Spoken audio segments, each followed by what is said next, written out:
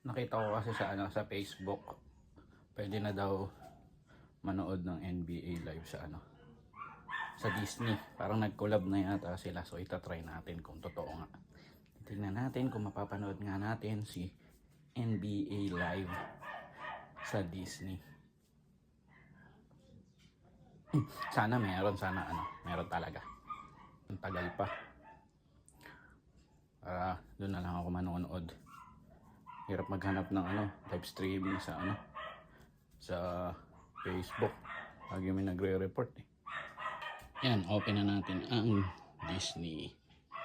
Tingnan natin kung legit siya.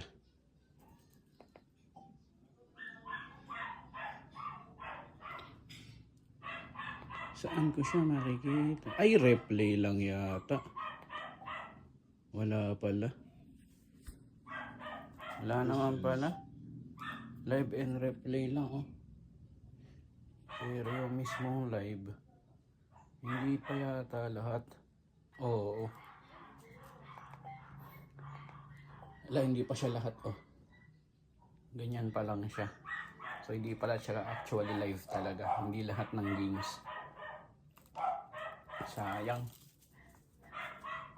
Sad.